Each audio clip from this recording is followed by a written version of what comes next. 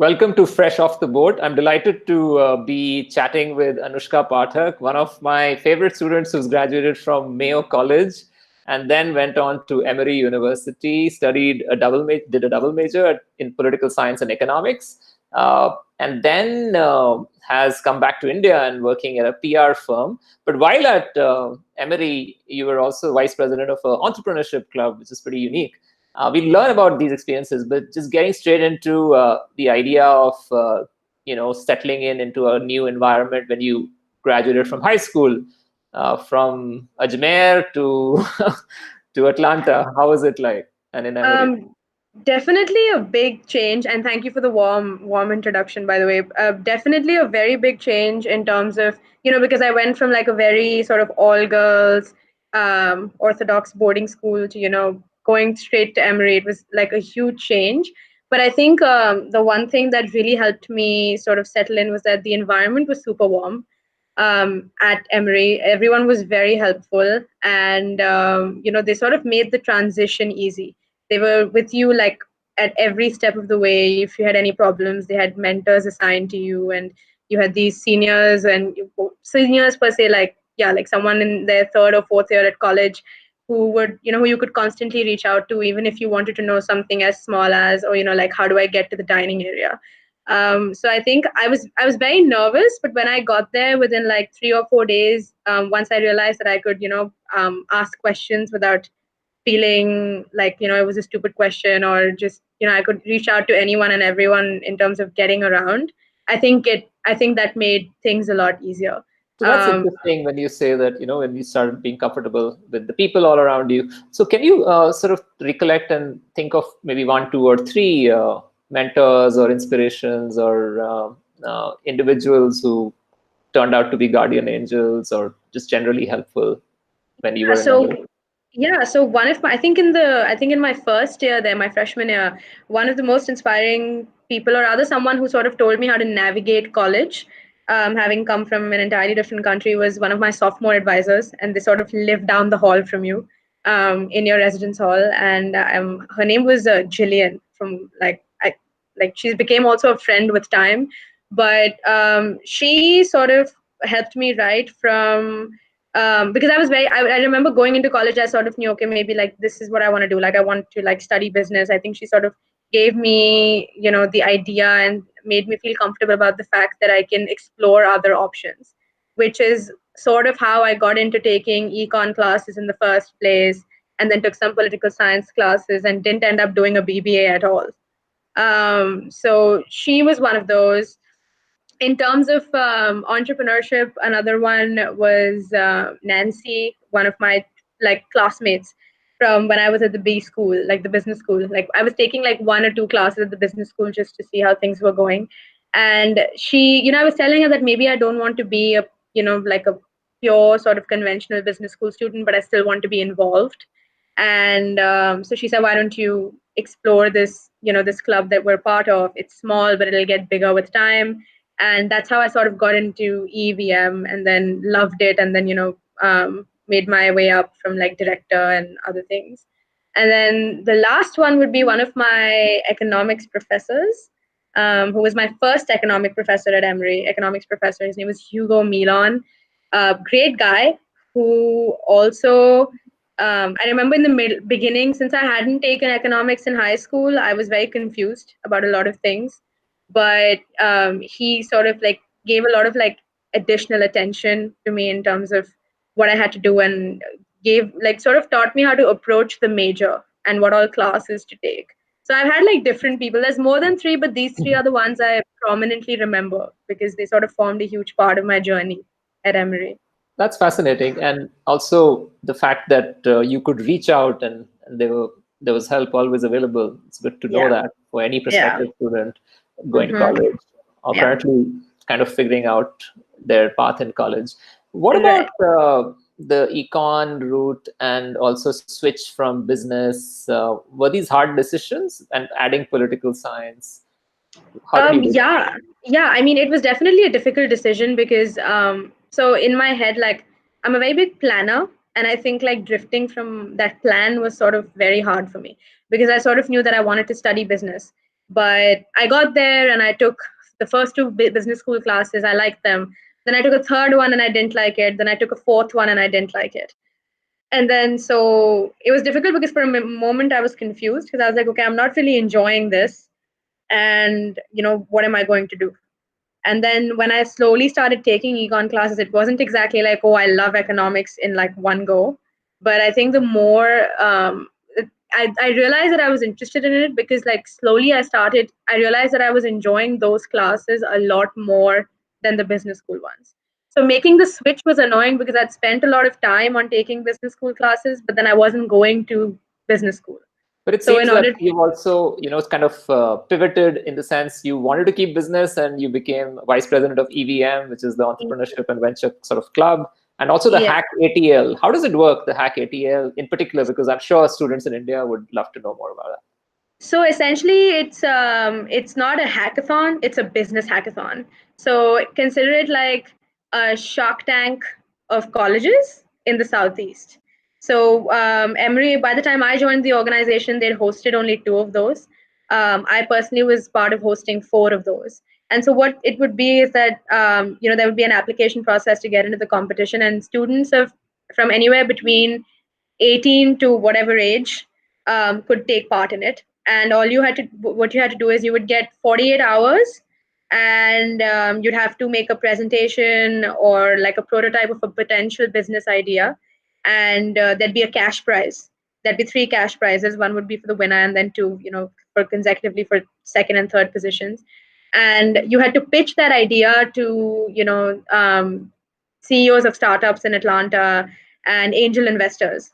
And what would happen is sometimes, even if you didn't win this business hackathon per se, a lot of these angel investors, if they liked your idea, would actually get in touch with you and sort of help you take it forward, which was the whole point of it, because there were a lot of potential entrepreneurs all over, Atlanta and like other places that got a chance to come together and actually, turn sort of at least, take the first step in terms of turning their idea towards reality and get funding for it if it like worked out really well.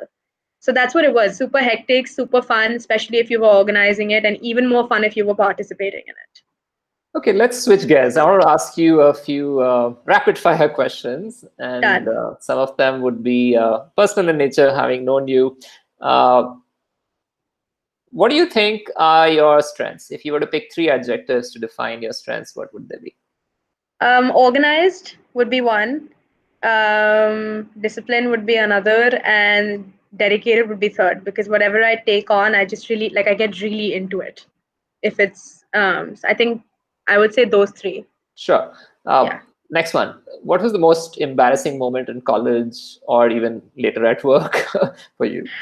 I think at I think at work I was well. Okay, so in college, I think the most embarrassing moment I've had was getting lost around campus. It happens more often than you would think, and regardless of like where, and Emory isn't that big like in terms of getting around, but I think like I got lost multiple times. And there was one time where when I like over the span of like 3 or 4 days I asked the same person for a direction to the same place, and like that person looked at me like, how hard is it to comprehend? But don't worry, like it happens a lot. At work, I think the first week was just awkward in general because like you don't know what you're doing. You're just sitting there. You don't know whether like you don't have that much work, so you don't know whether you should go get coffee or just like mingle. So that entire first week, I was just lurking around the office. I think that was pretty weird.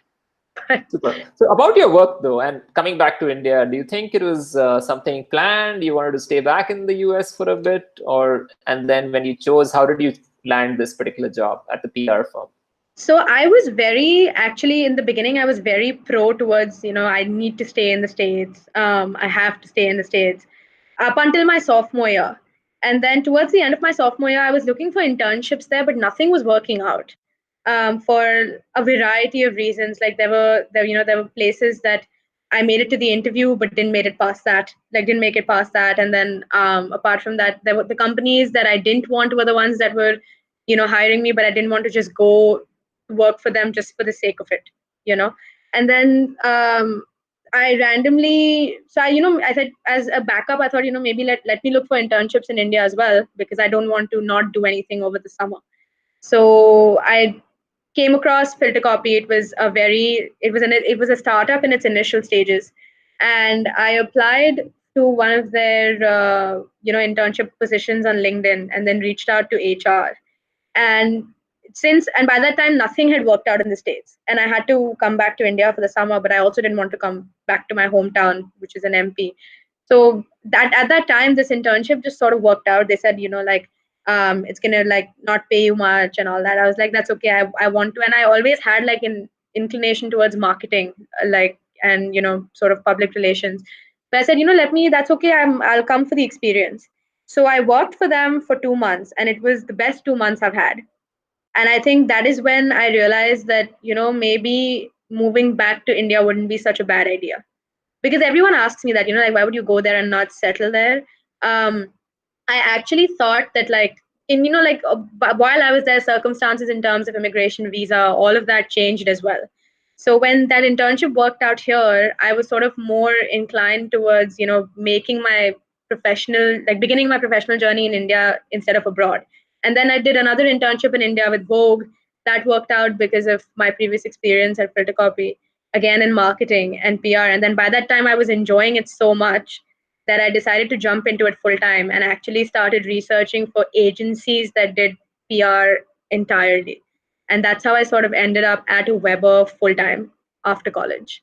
And by that time, I didn't even have to think twice about, sort of not staying there, because I'd made like a, I'd settled the ground here. Like I'd come to Bombay and I'd like made connections, and work was great. I had colleagues, and it just fell into place automatically. Super. So, how about telling us a little bit about a day in the life of Anushka at work at Weber, the PR firm? Well, so PR as a profession really keeps you on your toes. I honestly think it shouldn't be called public relations. I think it should be called media relations, because essentially what you are is the middleman between an organization or a company and the journalists. So a lot of you work a lot on like spontaneous content, like briefing statements, and you're basically like the spokesperson for that company. So lots of I work on like 6, 7 drafts of a lot of content almost every day. Very hectic. Sometimes what happens is like, so something as basic as if there's a journalist who heard something about a client that you're potentially working on, and sends you an email saying, "Oh, I've heard this. Is this true?" And if it's something that could like, impact how your company is perceived in a newspaper or online, you have to come up instantly with a solution or some like a statement that sort of either dodges that if you don't want to answer it, or answer it in a way that doesn't harm the organization you're representing. So, and the reason I enjoy it is because it's so fast paced. It's like if I'm at office 8 to 10 hours a day, I'm never sitting down. Like in like, and I love working on content, and especially if it's if it's on a I work really well under pressure. So I feel like that's why I enjoy PR, because it just constantly requires me to keep my brain running.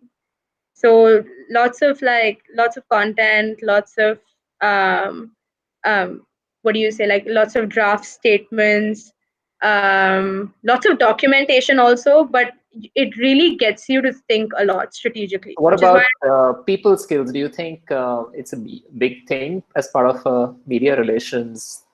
Oh yeah, oh 100%. Because you're done like dealing with a journalist on a journalists rather on a regular basis, and then you're also dealing with your client. It's very important. You have to be able to communicate not only in writing but also in terms of conversation. So it plays a huge role in terms of making connections even within the industry, So, because where that's is when they. Anushka headed next? Like, you'd see 3 to 4 years from now, do you think this is the industry you'd want to be in? And what is the Yeah. growth path typically for an associate to, say, being a partner at a firm? Okay, so I guess like hierarchy wise, it's like you start as a junior associate. I started as an associate because of like past experience at two other, in terms of my internships. So associate, then senior associate, and then you become an account manager where you actually manage 3 clients instead of you become the boss at that point in time. So I think initially I was a little confused as to whether I was like, when I was learning what I was doing, I was a little confused in terms of whether I wanted to be in the industry. But given the current scenario and how, PRs become huge in terms of news and crisis management, given the current scenario and how digital is taking such a leap, I think I definitely see myself being in this industry for the next few years, because it's just become a lot more fun, even though we're in lockdown. And then eventually I want to start something of my own. I think passion wise, I've always wanted to, as and when I think I can financially invest in something, I'd want to invest in a restaurant. But otherwise, I will be in this industry for a while just because I'm enjoying what I'm doing right now. Right. So that's interesting. I mean, I'm sure the restaurant would be opening a few years from now when all we have the vaccine. Yeah. But Yeah. great. I think it's a great thought, though, to get people together.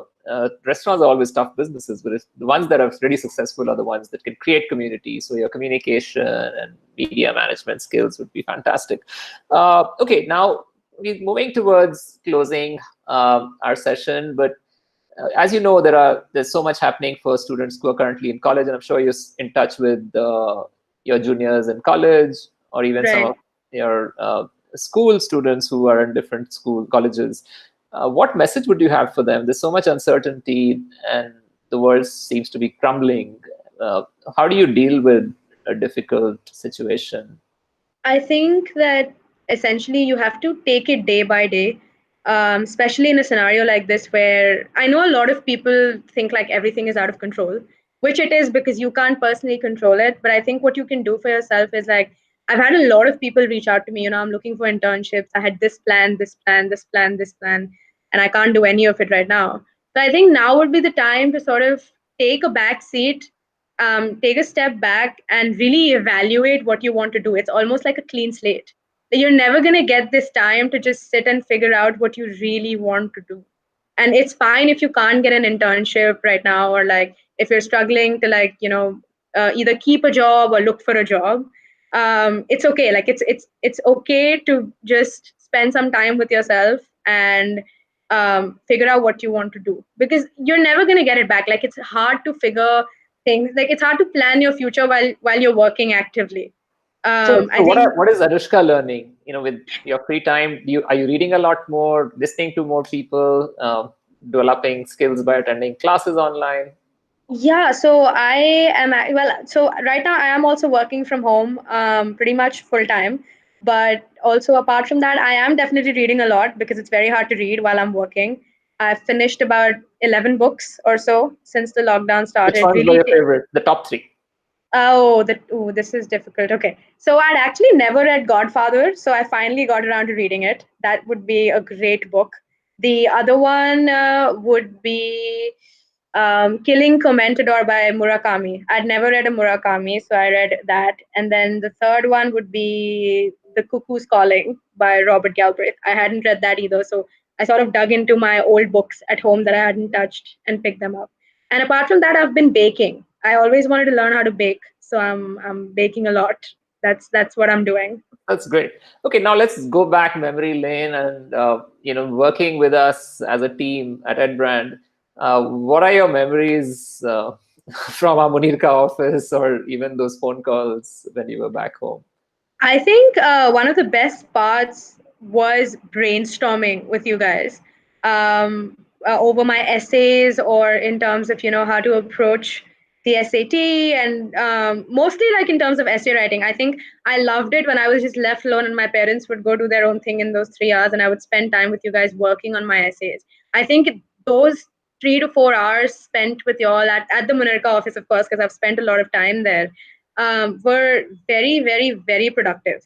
And even Gaurav was there, I believe, at the time. Yeah, Gotham. Yeah, he's back in Gotham, sorry, Chicago. my bad. Yeah, yeah, Gotham was there, and he was super helpful. And I think those three to 4 hours was something that really helped me, like make my Common App essay. Just like they really helped me tell my story in my Common App essay. And apart from that, obviously, I think the best part was that there was never one student at the office. There were always like two or three, and some of them, and I think you had students coming from outside as well sometimes, just like hanging out by the office. chatting with them was a lot of fun to get their perspective about what college life has been for them. And like, I think it was just an overall, it was like a perspective area. Like, it was great. You just walked into like a think tank, and it was absolutely Absolutely. fabulous. Thank you. And I will definitely want to invite you post this lockdown to our Delhi office. We have a new office in Gurgaon, which is more like a student center. You could imagine Nice. what you'd have, and it's got breakout rooms and spaces to even perform and things like Wow. that. So yeah, definitely want you to do a session there. I would Uh, love it. Thank you so much, Anushka. This has been such a pleasure connecting with you. And we will be organizing another session because we've met many interesting students who we worked with in the past who are in similar fields, PR, Right. brand management, even entrepreneurship, entrepreneurs, even one particular entrepreneur who's a unicorn as in terms of valuation. So yeah, we're putting together interesting content for our viewers and listeners. So with that, I want to close this session. Thank you again. And thank you for having me. It was absolutely fabulous connecting with you after so long. And I'll